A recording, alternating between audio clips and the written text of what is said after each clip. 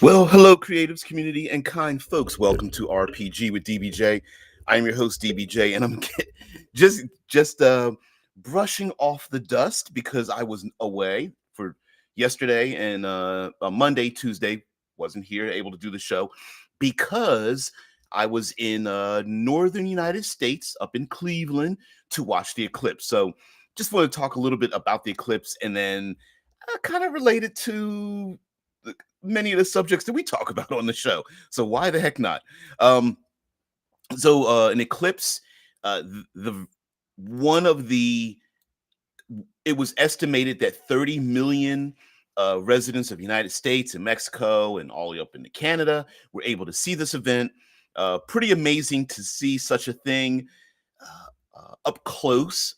Very amazing to see it live. I did get some video of it, although I don't have the best cameras, so some of it was a little bit difficult to to really capture just because of the signaling and the sensors in phones and video cameras and things like that. I've got a classic old video camera handheld that I used as well, which actually got better images.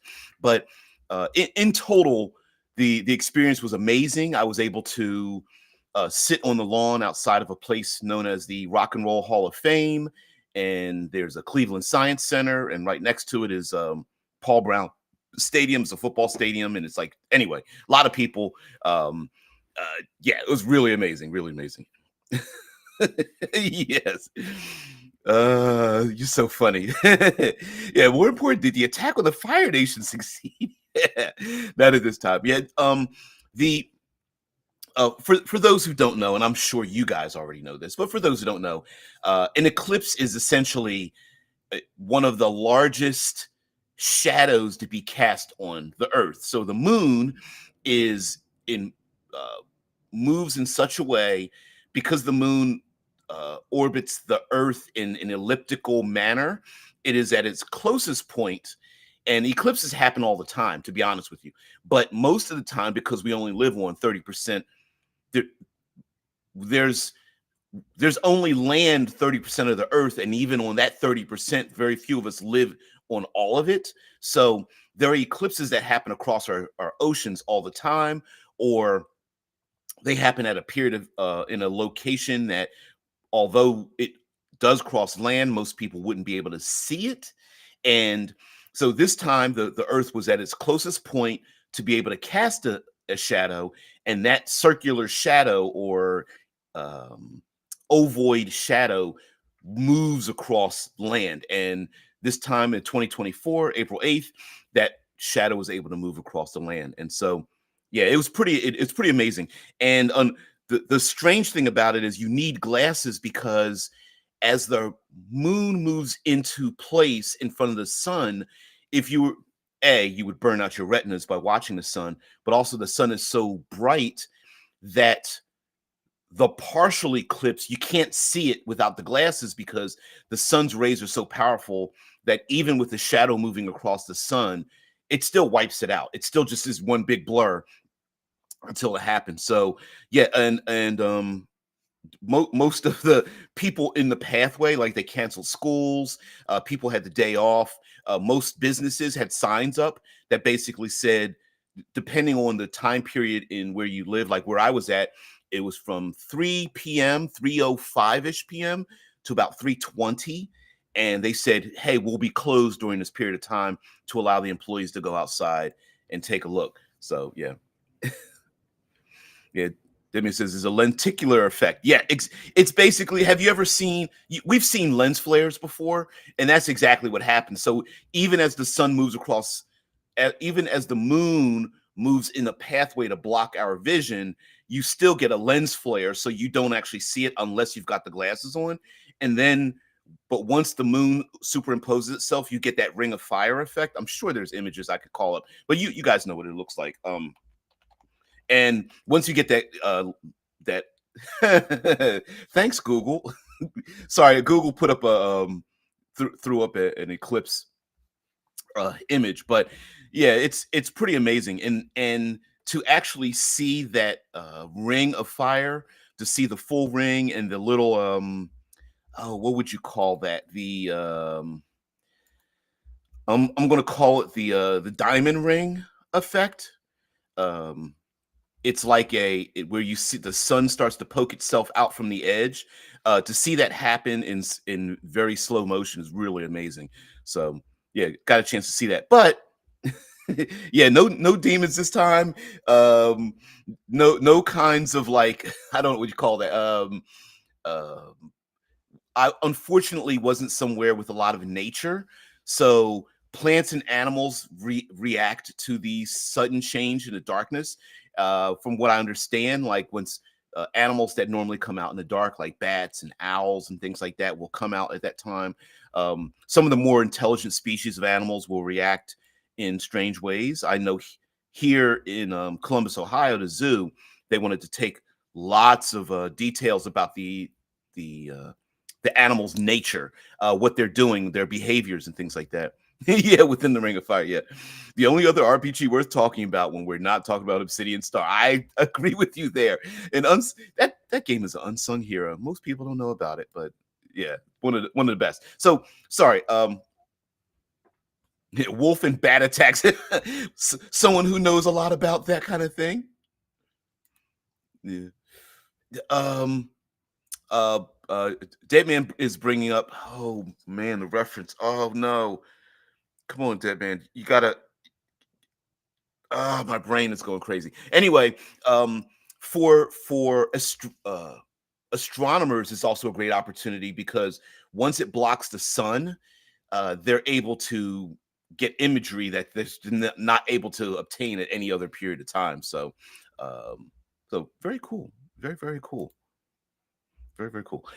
Now, what does this have to do with tabletop gaming? Well, the idea of an eclipse or any event that's similar to an eclipse, uh, a lot of times we don't really the Hadrian Collider. They didn't realize that they fired it up during that period of time.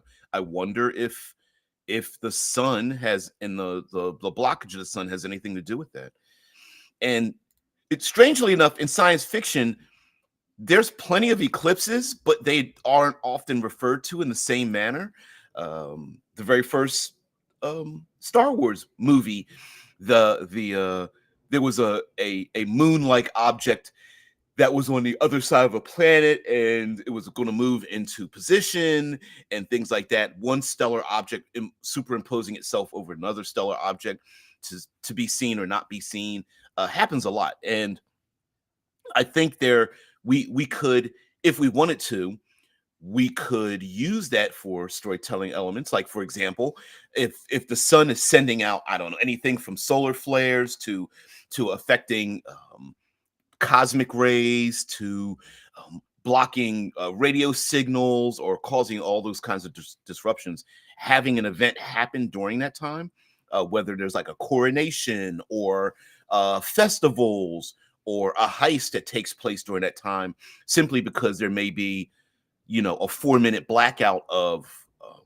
communication or some kind of digital connection or something like that would be pretty awesome. Fun. I know. It's so funny, Caligulus. It's funny. Yeah, Eclipse and Obsidian Star, everything we could go off on a big tie into your game setting. Yeah, yeah. And of course, let's give all honor due to Eclipse Phase, the other tabletop role-playing game that is has preceded or came before this all came about. Let's see. I think it's Eclipse Phase Second Edition now. No, not Eclipse Phases. Eclipse Phase RPG. And what an excellent game! Excellent game. I think it came about probably at the wrong time. Because there's of course a second edition to it. It became a victim of its own success, unfortunately. While the second edition is a little better, I think they went a little bit too hard into trying to fix some of the not mistakes. Uh, anyway, excellent game, excellent game. Percentile dice, that kind of thing. I know. Any crazy eclipse cultists? There's got to be cultists. Listen, let's be honest. We love ourselves some cultists, right? In our RPG life. So we love ourselves some cultists. The I think some of the problems that come about with an eclipse is that if we leave Earth, we're going to realize that eclipses are things that kind of, well, one stellar object aligning with another stellar object is probably something a little bit more common than we think it is. And um, Ishai says, "Yeah, you said it's combat and rules heavy, though. It is very much so. As a matter of fact, one of the issues with the game itself, from its first edition, was that it was so open ended that you it would take hours to make a character because everything could be tweaked, and they they patched it, of course, by coming up with a way of building a character through, what dare I say, packets. You could have like a lower or higher level packet of whether it's a scientist or an investigator or someone in entertainment and things like that, and put it together that way.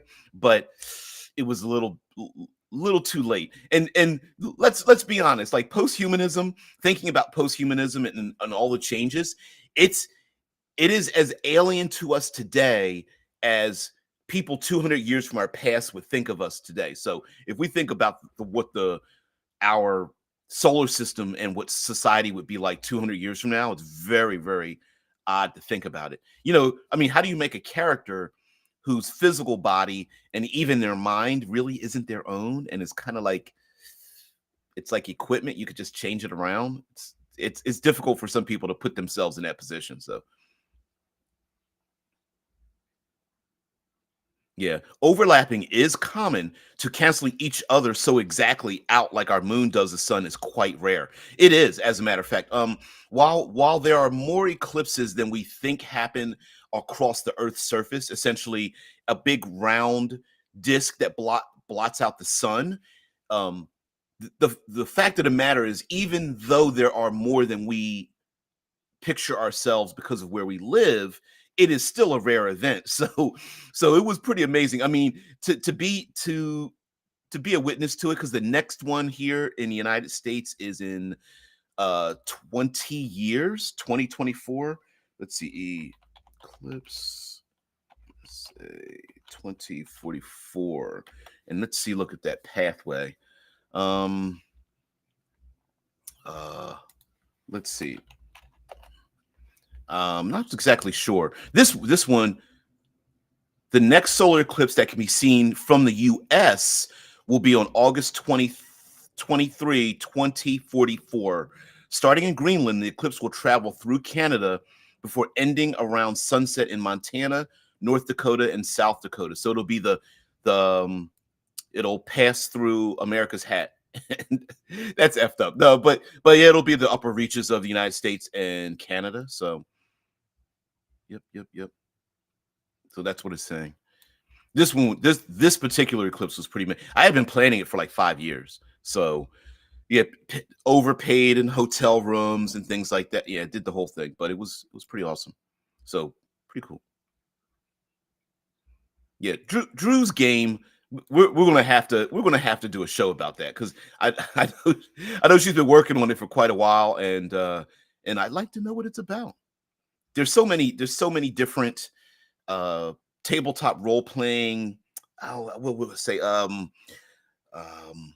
features that are very acceptable now in an indie RPG sphere, that um we don't need to use dice any longer. Everything doesn't need to be combat oriented. There are GM-less games out there that are actually really good if you sit down and look at them and such. So yeah, yeah, yeah. We'll get into that. So um I was wondering if, and I don't know this for a fact. I didn't bother looking it up because I kind of wanted to talk about this openly. Is that we consider an eclipse to blot out the sun, but I wonder. if the same effect could happen with other stellar objects and other stellar features, and what would we call them? I don't know. If, I suppose an eclipse would just be something blocking something else, but I wonder if it's not blocking light, but but it blocks energy or the appearance of an object or things like that. For example, the Earth does block light getting to the moon quite often. That's why we have phases of the moon, because the Earth is actually in the way of the sun reflecting across the surface of the moon. And so I wonder about things like like in the future, if we build solar panels large enough, could those solar panels cast a shadow over the Earth if we had solar panels floating up in our atmosphere? And if we were on the moon or or Mars or another large planetary surface, would those solar panels blocking the sun at particular times be the exact same thing? Like, will we consider it an eclipse? I don't know. I'm not sure. It does. What is it? Deimos or Phobos cast a shadow across Mars? I don't know.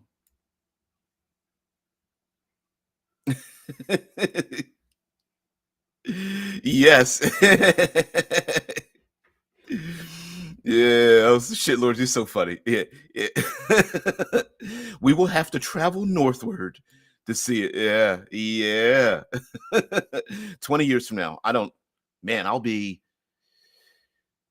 74, 73, 74. There was an eclipse the first time I was in the Czech Republic back in the 99. It was kinda lame. Really? Oh, I like, man, you gotta, I don't know. I know there's a bunch of people today, even a bunch of young people that were like, "Yeah, it wasn't a big deal," but I'm like, when something is that rare and you get, to me, it just amazes me because it makes us feel very insignificant, and I like it. The total eclipse is significant because the moon wasn't just in the right orientation, but it was also at the right distance. Exactly. The moon itself orbits the Earth in an elliptical manner, and the Earth is tilted. So we don't get as many. An eclipse doesn't happen all the time because most of the time the moon is too far away to cast a shadow, and since it can't cast a shadow, it passes in front of the sun directly between the Earth, but we just can't even see it because of that halo effect, that the luminosity of the sun is just too bright. And then so now the moon has to become close enough to the Earth to cast a big shadow, like putting your hand up in front of a hand up in front of um a light, a flashlight or something like that. It's the same. It's the same effect, and also it has to pass over a location on the Earth where people can actually see it. Now, there are people who are eclipse chasers. I've heard someone said that they've chased up to 13 eclipses during interviews and such, and that takes a lot of, like, I mean, you really have to be dedicated to chase the eclipses that happen all around the world. So yeah. Yeah, nope. The moon phases are the moon's own shadow. A lunar eclipse only happens during a full moon. Yeah, and there's all and those. How do I explain? Um, each of those events on Earth has a different name to it. So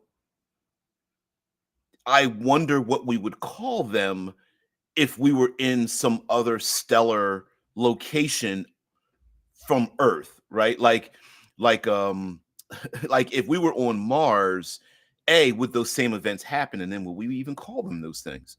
You know, if I don't believe Phobos and Deimos are as large as our moon and as close in orbit to Mars, but if it could cast a shadow, how much of a shadow would it cast? I don't know. And then if we make if we build objects that are large enough to do that, and I don't know about building an object that would be, even solar panels, I don't know if we get it large enough um, in a diameter to equal the moon's size. That'd be pretty amazing. That might take a couple of hundreds of years and be dedicated to do that, but it would still be pretty cool.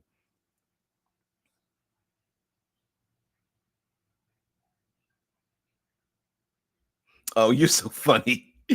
Nobody had serious high power sunglasses that he used some sort of translucent foil folded up over their eyes. Yeah, some plastic they used to wrap flowers, and nobody went blind. Lame. It's so funny. Yeah, you don't want to go blind. Yeah. Tastes like no werewolves. uh, I've always wondered, like, we talk about werewolves and the full moon and vampires not being able to see the sun. What happens when they go into space? Hmm. I don't know. You're so funny. Those eclipse chasers must be the postage stamp collectors of the natural phenomena enthusiasts. Yeah, yeah. It's like that's like a niche of a niche, right? It's not like, oh, I like to watch the stars and I have a telescope. No, these are people who are like eclipse chasers. It's crazy because you mathematically you can find out where every eclipse will take place and the time and date of those and how long they would be, but yeah, you'd have to put some serious money into it to travel that way. So, although I mean, I suppose if you're a world traveler or you want to be one, there are worse things to do. But yeah, it's so funny. So, um, but even if we don't call some of these events eclipses, the idea that a very large stellar object moves in the way of another stellar object, um, whether the alignment of such a thing, I think is kind of important because just like we would want to travel to Mars, and we don't think of Mars being blotted out by some other stellar object, whatever. The closer Earth gets to Mars, the easier it is for us to travel there. That's why they say, with our current technology, even if we wanted to send probes and things like that, as we send things to Mars, it's like every 2 years we line up to get close enough. And so I think the alignment of planetary objects or the alignment of something in the way, like for example, uh, who or what would live on the other side of the moon away from Earth would be facing the sun, which might get some pretty good imagery to face the sun to get a lot of scientific data from that event. Whereas I'm not sure if like solar flares or things like that would have an effect or have an effect on the Earth where they normally would. Um, yeah, I don't know. Our moon is the biggest moon in the solar system. That is why total eclipses are so rare, since other planets do not, yeah, get the same experience we have. And I kind of figured that because I was like, the moon is pretty large. Although, are you sure our moon is the largest moon? Hmm. I'll look that up. Is there a moon? Let's see.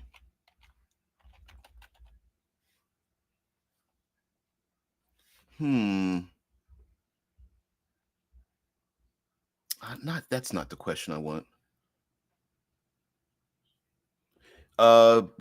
Well, okay. So here's an answer to a question that wasn't asked. All right. So no, there are no planetary moons in our solar system that are a similar size to Earth, which that wasn't the question I asked. But it says the largest moon in our solar system is Ganymede, which belongs to Jupiter and has a diameter of 5,200 plus kilometers. The second largest moon is Titan, which belongs to Saturn and has a diameter of 51,000 plus kilometers. So, not bigger than Earth, but I wanted to know what's bigger than our moon. Which moon is bigger than our moon? I guess would be the question.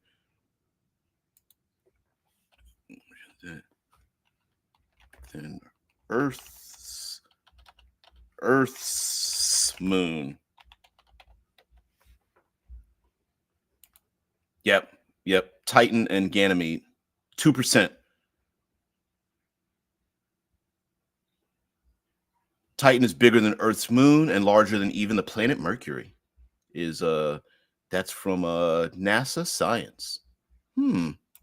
Hmm. Yeah. Do you know any eclipse cult crazies or other uh, esotericists personally in real life? No, I don't. I don't know any of those. Although um, there are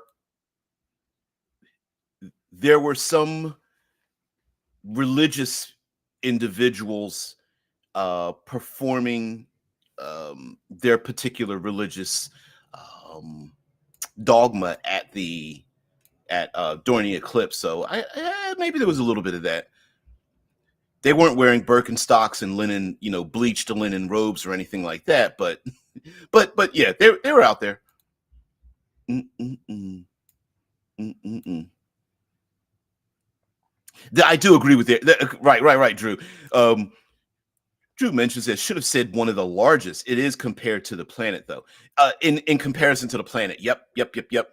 So, but beyond that, I still think the idea is okay. So we're getting into something that I think is amazing, which is like size comparisons to moons and moon orbits and planets and the planets that have those moons. Because if we are able to settle other solid surface stellar locations, like landing on asteroids and moons, and then we're able to build habitats that float in or above gaseous giants and things like that, that we as human beings, despite the billions of people that live on Earth, um, would have so much more space if we could move on to some of these other moons, because not only do they not have 70% oceans like we have on Earth, but if they are that large, like Mars and these other moons like Ganymede and Io and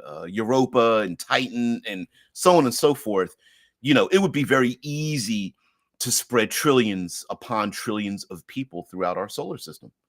We don't think about it like that because if we start thinking in trillions, it's like we would be stacked on top of each other.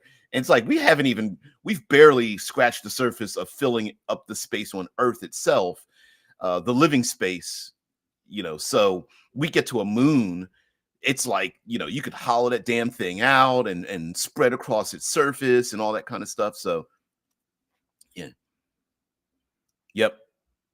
Yeah. Anyway, the other planets do not get the full shadow of the surface, but only a penumbra effect. Yeah.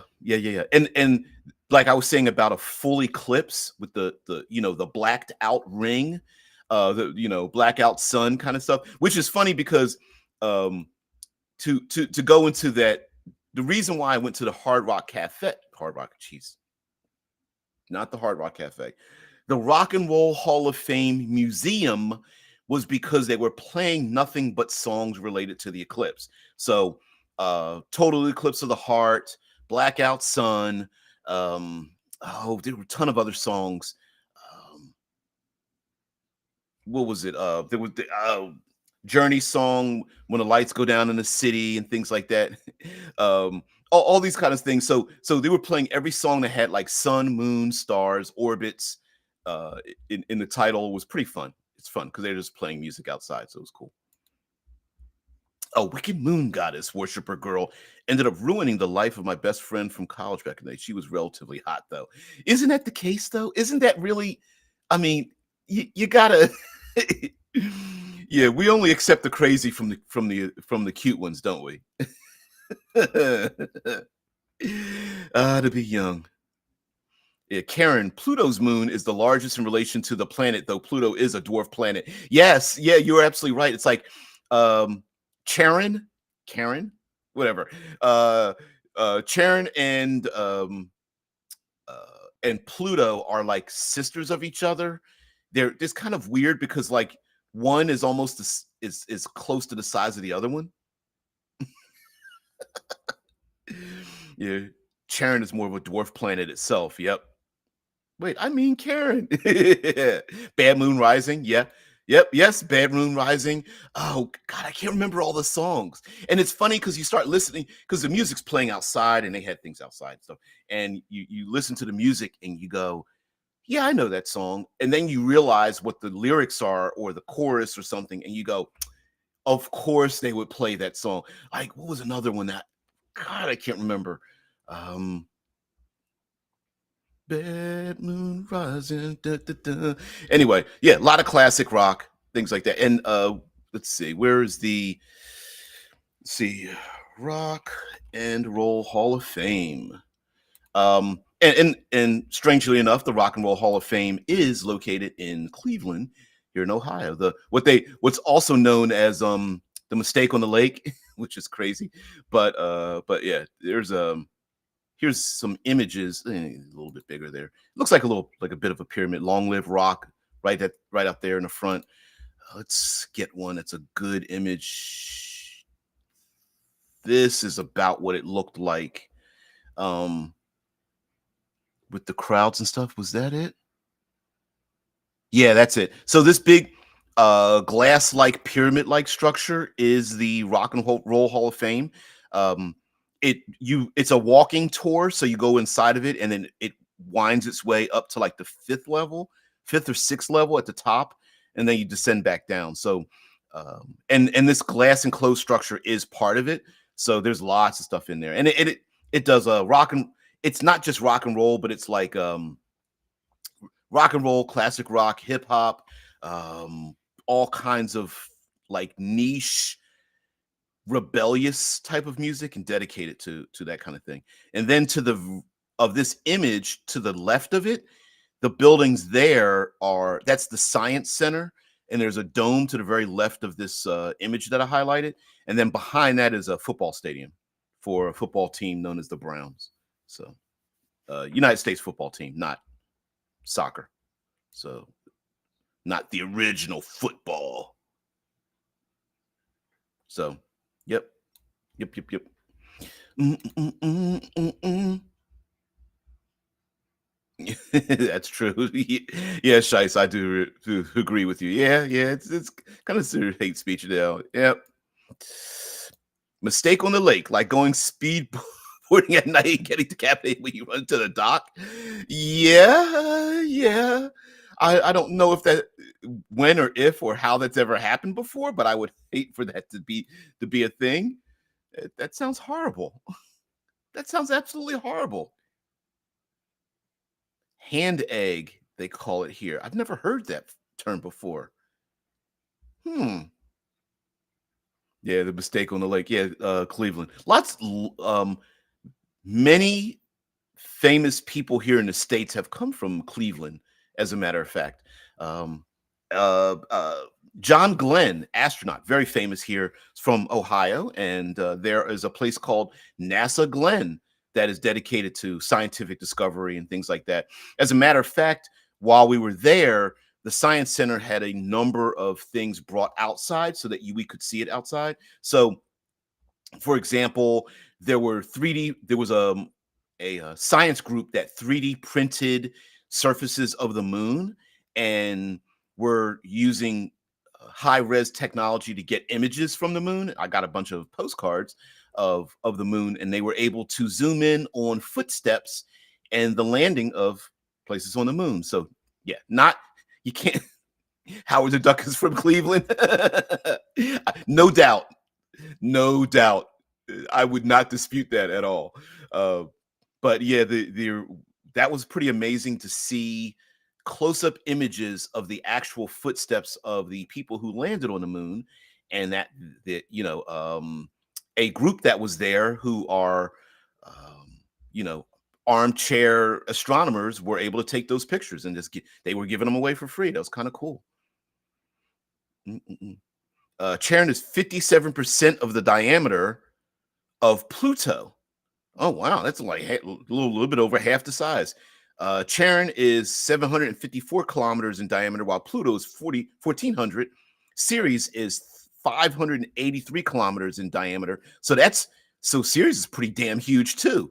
Um, Listening to Isaac Arthur, he was talking about like, uh, could we or would we make we could attach we could run cables from Charon to Pluto and attach both of those stellar bodies together so that we could send power and cable cars and things like that from one I guess you could say dwarf planet to the other.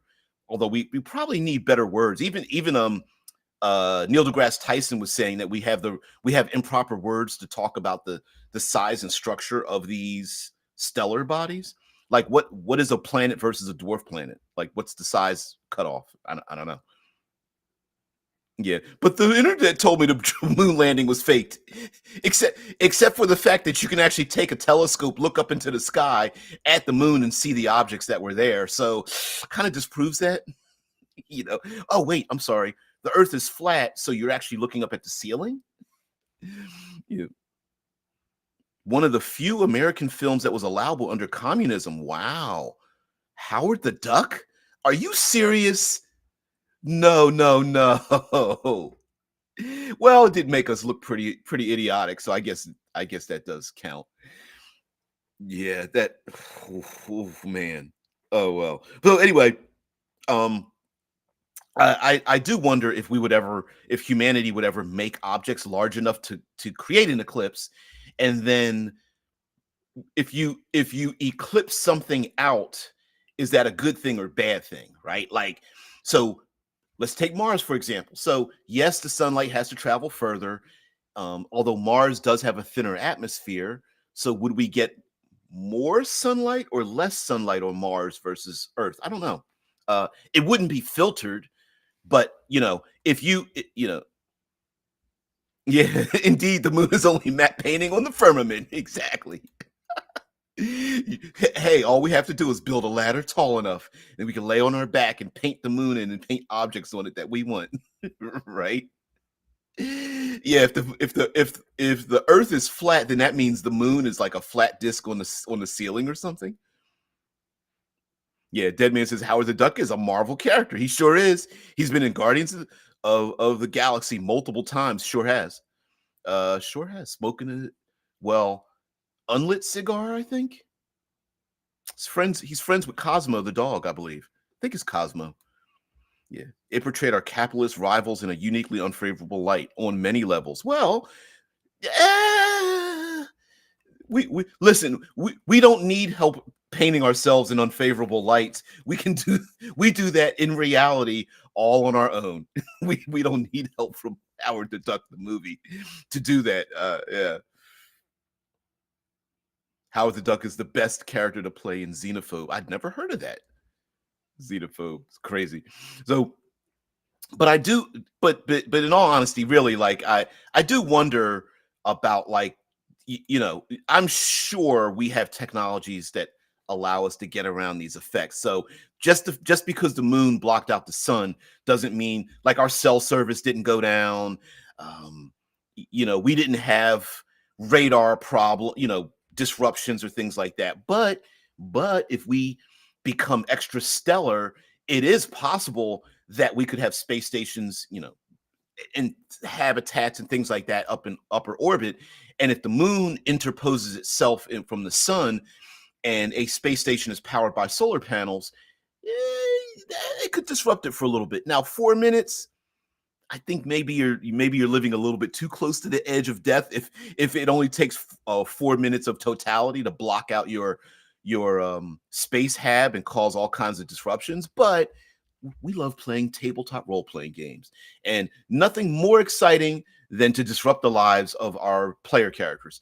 So the moon could be the the dark shadow of the moon could be a place to launch like orbital bombardments, or it could be a heist happens at a particular time because it's necessary, or it's a predicted blackout of communications or something like that.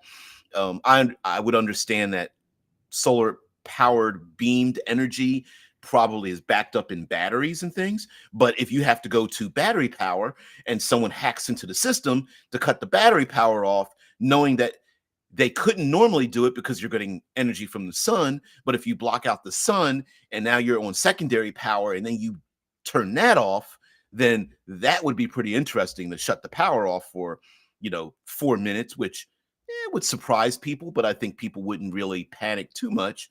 Or someone says, man, I lost my cell phone coverage. I wonder when it'll get back. You can go, well, once the eclipse is over, you're fine.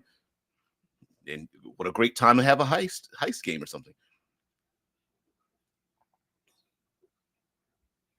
Oh yeah, Taste Talk. Yeah, Romania. Yep. They wanted to have a couple of American films to show they can be like, see, You can watch American stuff. There's no censorship here. Wink, wink, nudge. Yeah. We got that problem here, but it's just from different interest groups. But same thing here. You know, we're burning books to help you. No, you're not. Xenophobe was a great 80s arcade game by Atari. I don't remember that game.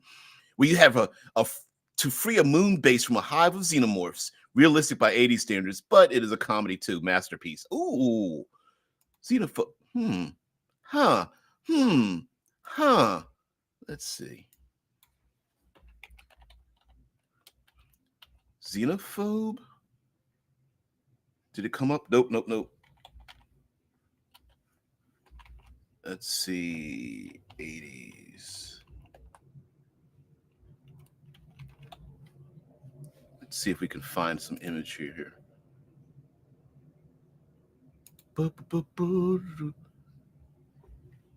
There we go. I didn't really see too much gameplay because that's back in the day. But yeah. There we go. Xenophobe. Mm-mm-mm. Did the eclipse cause a carnivorous plant to appear at a flower shop?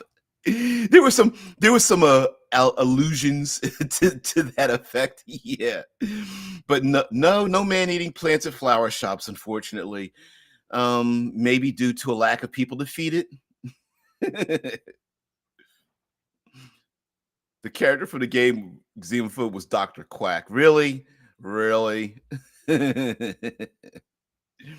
um there on television they did talk about the three performers that played the flower from Little Shop of Horrors.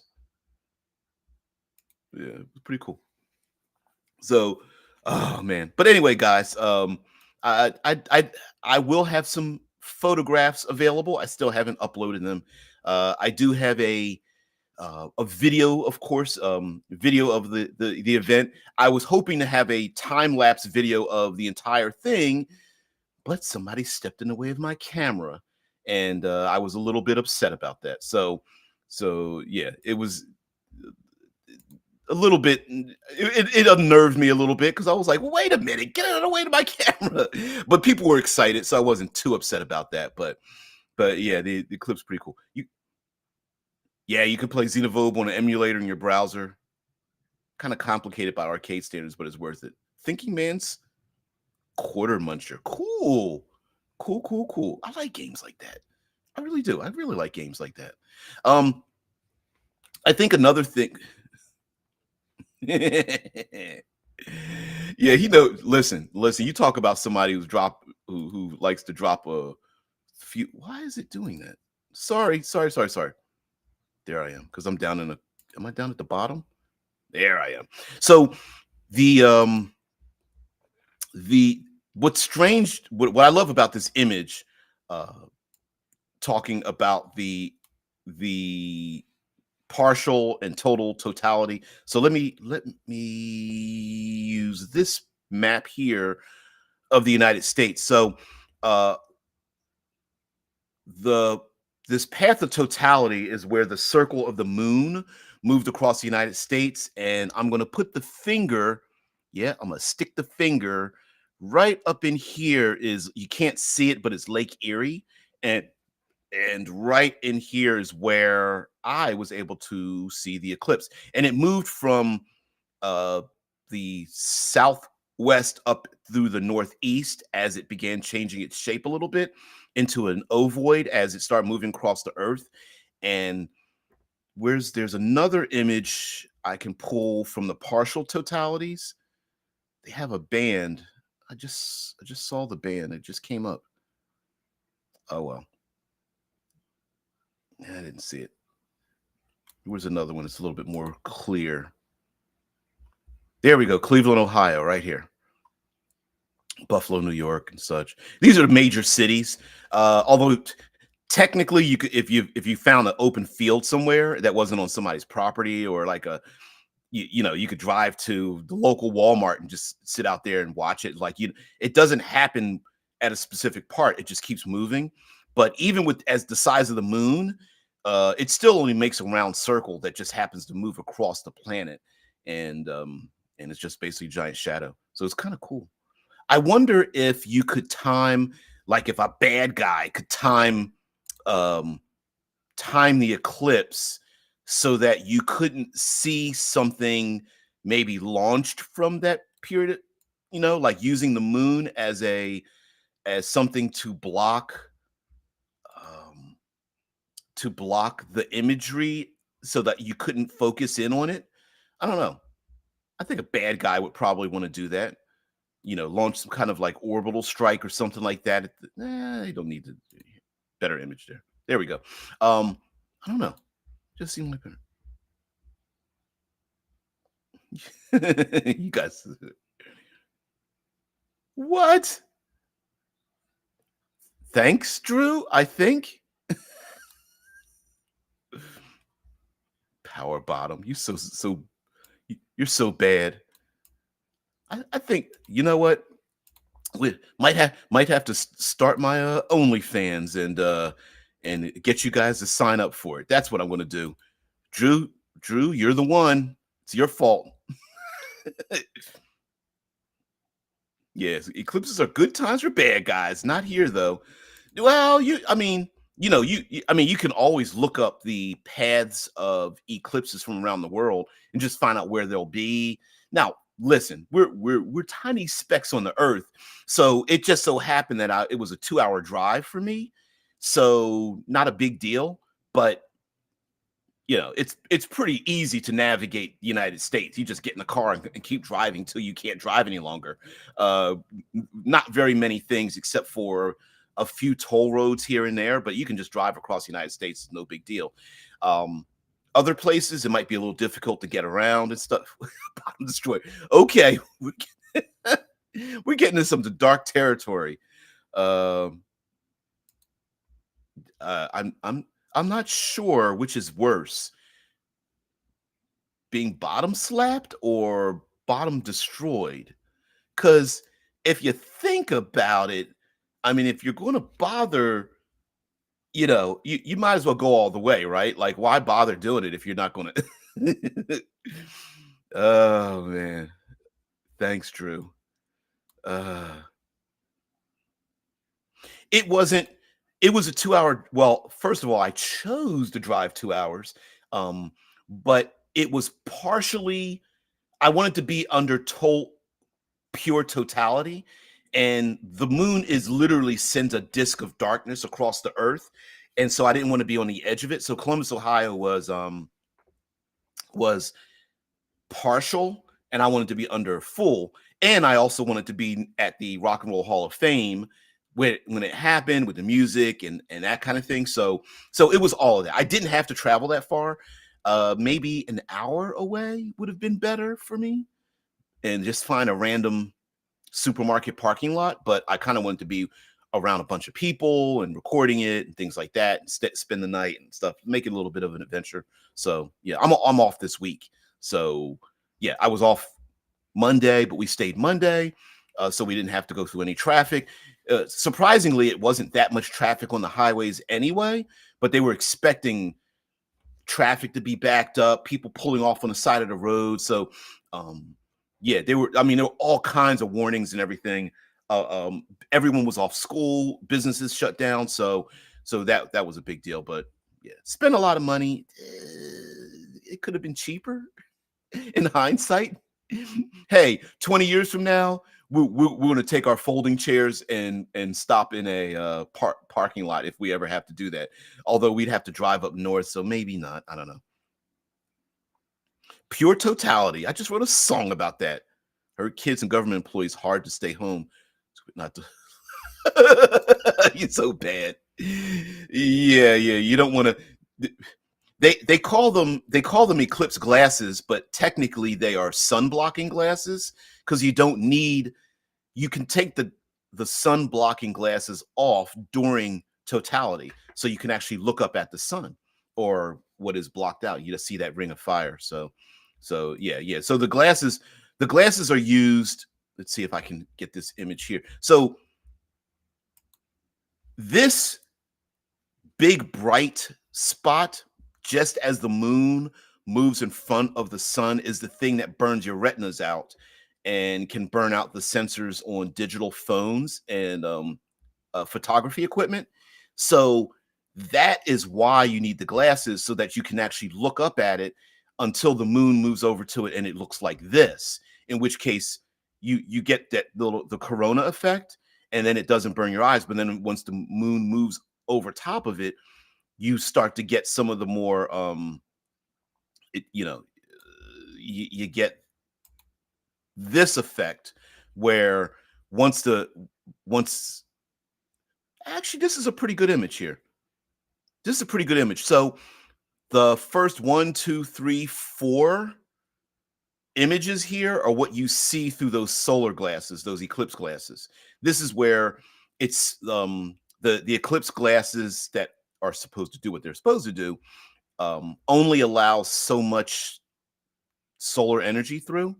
And so that's what it looks like when you flew your glasses. Then you take the glasses off, and this is what you see. And then once the moon goes off, you get that big bright of light into your eye, and then you have to put the glasses back on again. So that's kind of what it looks like. That's if you wanted to, if you really wanted to see. And you can actually take a photograph. You just put the glasses over. I mean, yeah, the glasses over the lens of your camera. You can do that, which is what I did quite a number of times. So yeah. Trying to see if there's anything else that like looks like excitement builds ahead. Yeah. There's a bunch of YouTube stuff out there. NASA and space.com and places like that. CNN did a whole thing and they were watching people and whatnot. So yep. Yeah, if you're not part of totality, you really don't get to see it unless you wear your glasses, and you can kind of see the moon moving over the sun, but once you take the glasses off, the sun just looks just as bright as anything else. Trying to see if I can find another one. San Francisco. I don't know why it was San Francisco. You wouldn't see it there. Yeah, I'm not seeing anything. No. Nope. All right.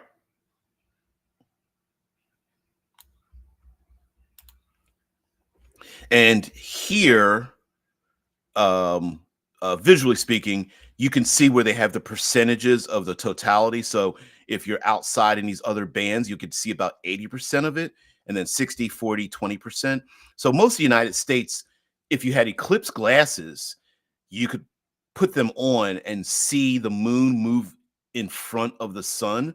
But if you're not under this red band that shows the path of totality, once you took the glasses off, you just see the sun. But yeah, still cool. Yeah. The corona effect will shut the world down for 2 years. Yeah, YOLO. Well, thanks, Drew, and thanks for thinking of my bottom. I really appreciate it. Drew's like, I'm making plans. I've got snacks. I wonder, you know what? It would be, even though it would be pretty ridiculous, I wonder if someone somewhere there has to be someone that has a YouTube channel, role-playing YouTube channel with an OnlyFans attached to it. Just to be sarcastic, there has to be. Postman and fireman don't count. Oh, don't say that. I had to work during the last solar eclipse, and I looked up and had my glasses and stuff, but again, didn't really see much. Mm-mm-mm. I wonder if the corona effect could have some other effects like that.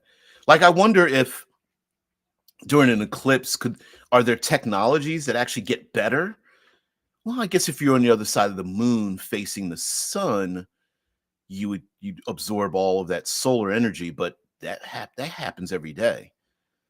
There must be some other things too. But just in general though, just having some kind of a festive effect happen during these periods of times, I think would be kind of cool. Just to be able to say, like, hey, this is a thing that's going to happen at this time, and have fun with it. Yes, something. Uh, the role playing game Eclipse phase along with the other role playing game that's kind of similar to it. Um, Not numerically, but similar to it in terms of cortical stacks and post-human technology is, of course, um, altered carbon RPG, which I have. I don't. I feel like the altered carbon role-playing game is more complicated than it needed to be. Uh, because I did back it, and it uses a okay. So it uses classic six dice, and the lower die is the better die. And I wondered why they made it more complicated than that. Um, it also takes place. That's the young lady that's on the cover of it. Oh, that's kind of cool. That's her. I did not know that. Oh, I did not know that. Yes. She's on the cover of the role playing game. That's her. But anyway, or the model, the picture. That's me on the cover of the Alter Carbon book. It's still sinking in that I can hold Erica Ishii. I don't know if it's pronounced. But anyway, yeah, I wonder why they made it more complicated than that. It's kind of weird. OnlyFans is already role playing all those chats are run by inbox. Yeah, that's true. They are role playing. Boom, boom. Yeah, you got me there. You got me there. Another thing you could check out the Micro Nova Ben Davidson talked about on Erotic Live about a week and a half ago. Ah, hmm. Don't normally yeah, Nerdrotic, big channel. I stay away from Nerdrotic just because it's all negative stuff, and I can't take it. I can't. d- Um, a brilliant broadcaster, and uh, when when he and the other people that are in that group are bullish about something, it's really great. But I can't. I don't get dopamine hits off of hate. It's just yeah, I can't trash. I like the constant trashing of a thing. Oh, I can't do it. Yeah. But yeah, Altered Carbon. Yeah, they made the game a little bit more complicated than it really needed to be. Um yeah, this is the right here is someone opened the book to the star systems, the Hadron system, and things like that. There's a timeline that involves much of the events, especially with our main character Takashi I butcher if everybody pronounces his fucking last name differently. But anyway, because I think he gets put on ice here, and then things happen, and then he wakes up again, and then goes to this period of time, something like that. But anyway, Altered Carbon, the role playing game, kind of cool. Um, yeah, I would have stuck with the because it uses a similar singularity system. I call it singularity. That's not what it's called, but it uses a D4 is better than a D20 for your character. I think it only goes D12, but anyway, um, so a D12 is the worst skill attribute thing, and a D4 is the best because you want to low roll. You want to low roll. You want to roll low, and a one is critical success. So of course you have 25% chance to crit on a D4. I think you only have the 8.3% chance to crit on a D12, if I'm not mistaken. I don't believe I am. Kovac, yes. I don't make me put the improper emphasis on the incorrect syllable. All words are made up. Yeah.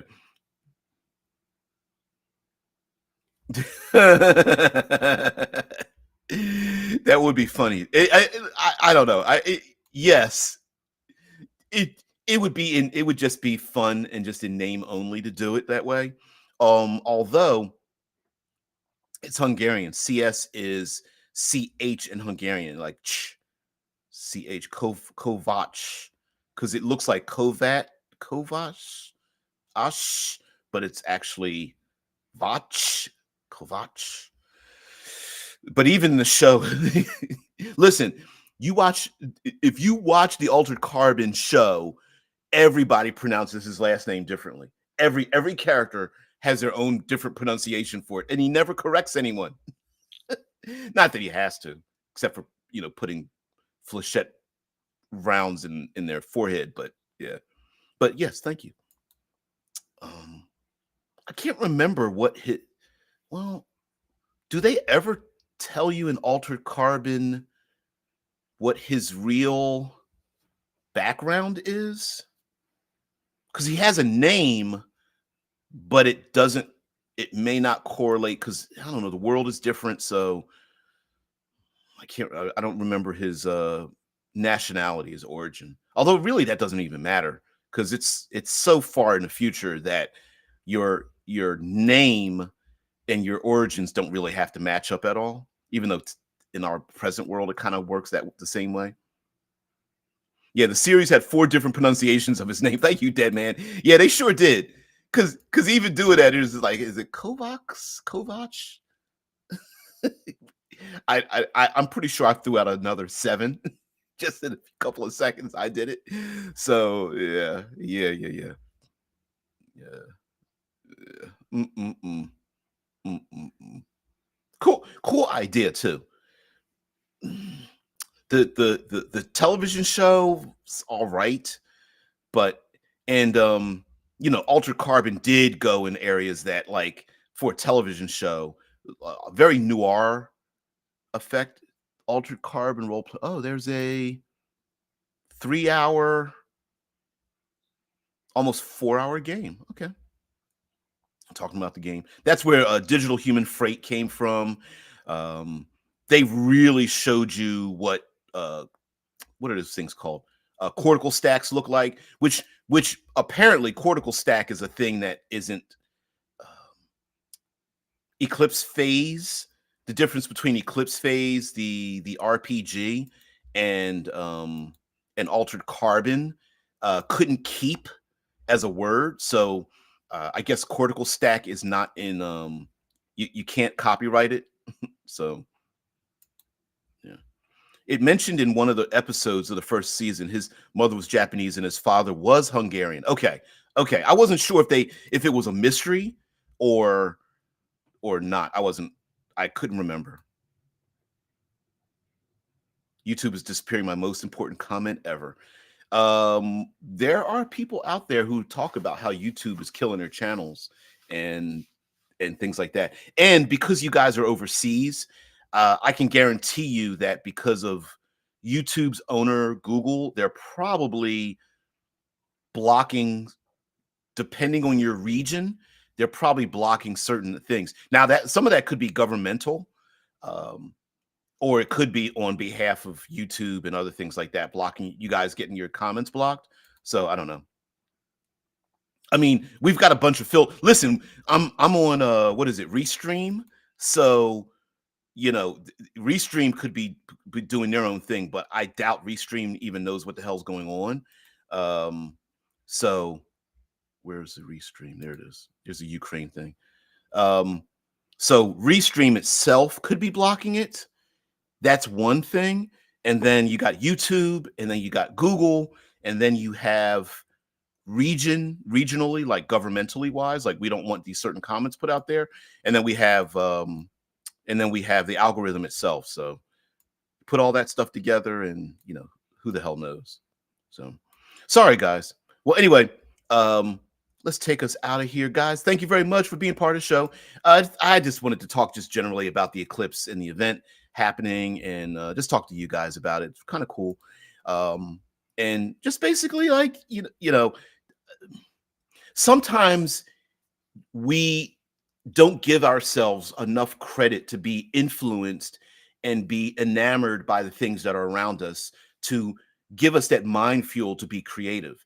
And when a special event happens, it doesn't have to be an eclipse, but this just happens to be a thing that I happen to participate in, that it rejuvenates my ability to come up with creative ideas. And I just appreciate that. I appreciate having things in my life that keep my mind open and fresh and that kind of thing. So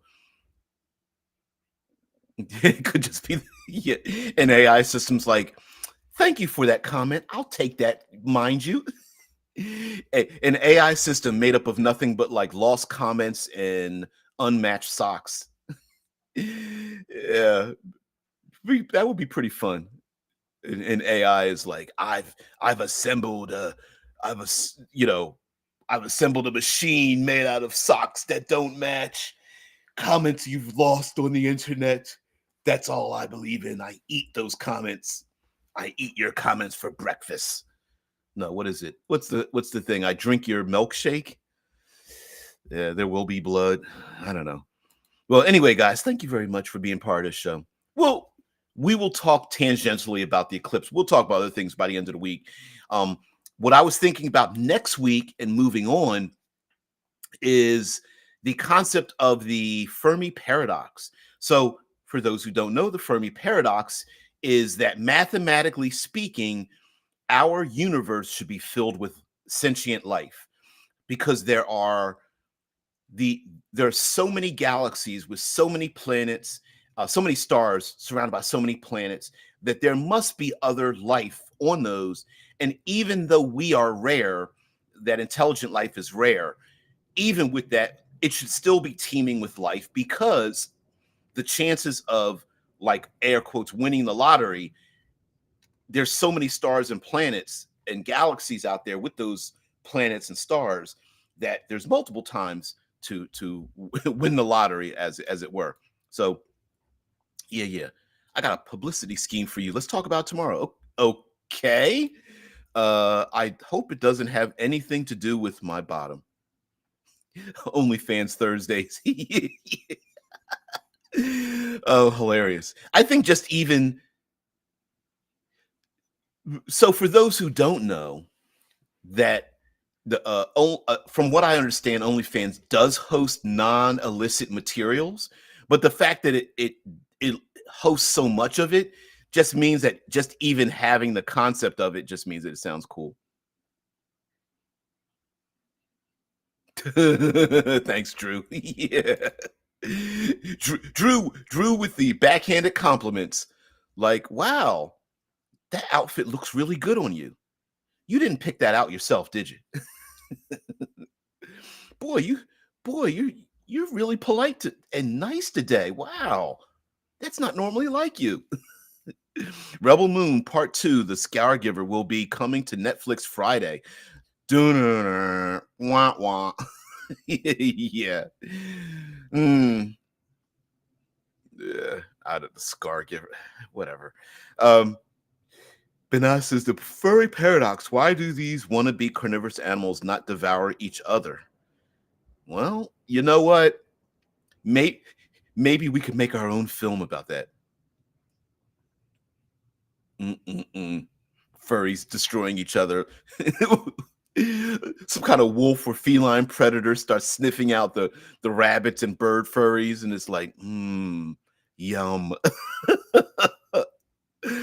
Stuffing and blood scattered everywhere as the furries run screaming out of the con, as all the the predator furries start hunting them down. That would be a really funny, cool, um, modern day Call of Cthulhu thing where like how Halloween, if you dress up in a certain costume, you become that way. That would be kind of cool. That's nasty. I like that taste because it sounds funny. All of us team mascots in the US start becoming real. They can't take the outfits off. That's what they really look like with the team mascot. That would be hilarious. Anyway, guys, you guys get out of here. Go about your day. You got to go. I'll take us out here. Everyone, great peace. Thank you. Peace and tranquility. Peace out.